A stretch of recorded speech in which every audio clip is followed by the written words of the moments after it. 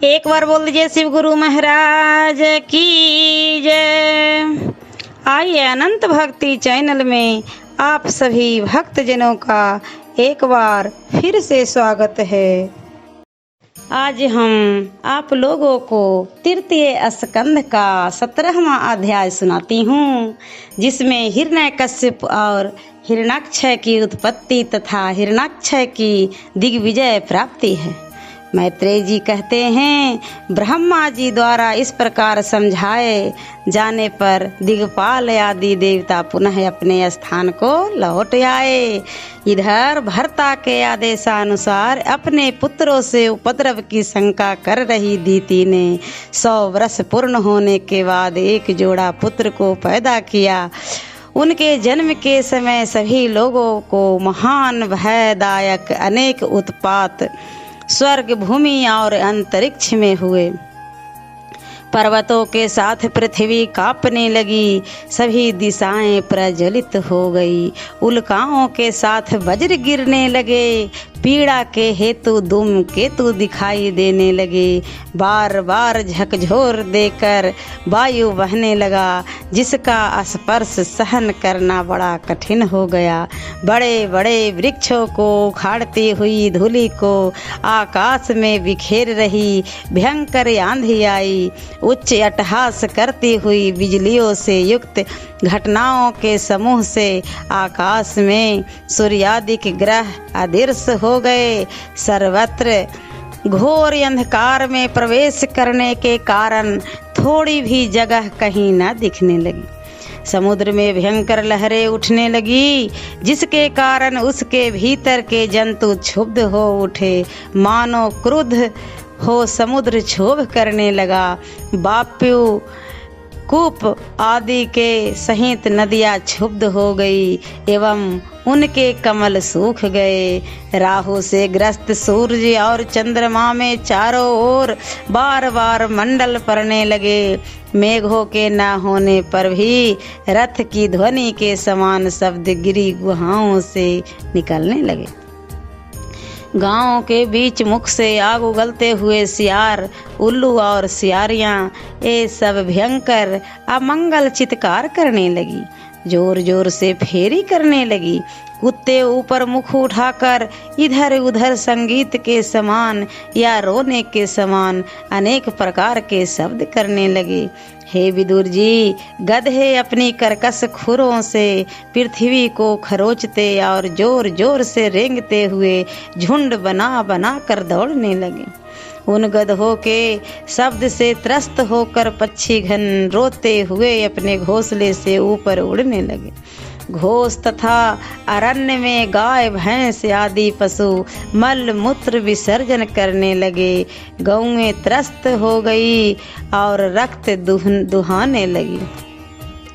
मेघ पीव की वर्षा करने लगे, देव प्रतिमाएं रोने लगी। बिना आंधी के वृक्ष गिरने लगे। पुण्य ग्रहों को दूसरे पाप ग्रह अतिक्रमण कर गए और वक्र गति से आकर परस्पर टकराने लगे तथा वे सब मानो जलने लगे।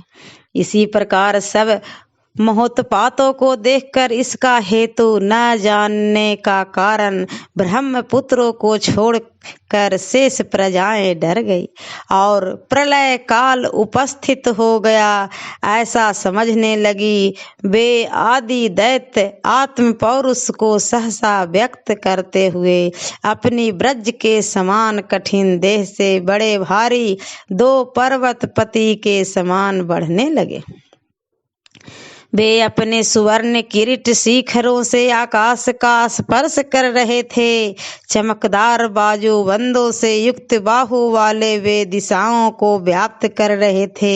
अपने पग पग में चरणों से धरती को कंपित कर रहे थे और कटी किंकनी की कांति से सूर्य से भी बढ़कर चमक रहे थे। प्रजापति कश्यप ने उन दोनों में से प्रथम उत्पन्न हुआ, उसका हिरण्यकश्यप और दूसरे का नाम हिरण्याक्षय रखा। उन्हीं नामों से वे प्रजाओं में प्रसिद्ध हुए। हिरण्यकश्यप ने अपने बाहुओं से उद्यत तथा ब्रह्मदेव के वर के प्रभाव से मृत्यु रहित होकर लोकपालों के साथ तीनों लोकों को वश में कर लिया। इसका सदा प्रिय करने वाला प्रिय भाई हिरणाक्ष गदा लेकर युद्ध की इच्छा से प्रतिपक्षी की खोज करते हुए स्वर्ग में चला गया। दुसह वेगवान अपने पैर से सुवर्ण के नुपुरों का शब्द करते हुए चलने वाले विजय लालसा से युक्त प्रचंड गदाधारी शौरवीर और वर से उन्मत्त निरंकुश निर्भय उसे देखकर गरुड़ से डरे सर्पों के समान देवता लोग छिप गए।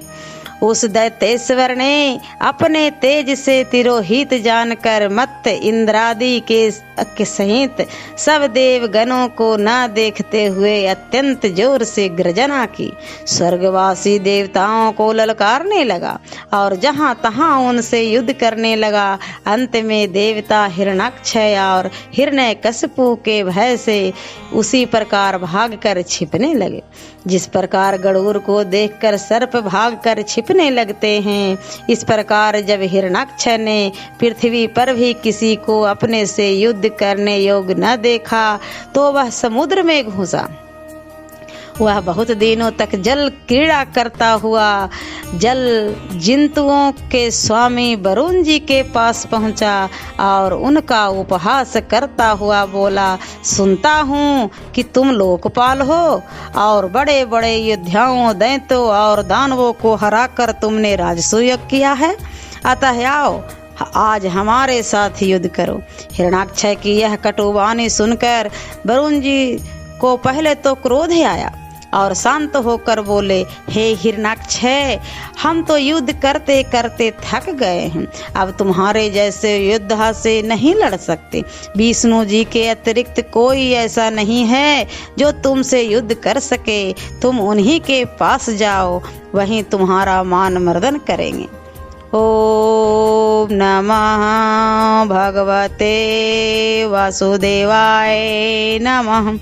और इसका 18वां अध्याय मैं आप लोगों को अगले वीडियो में सुनाती हूँ।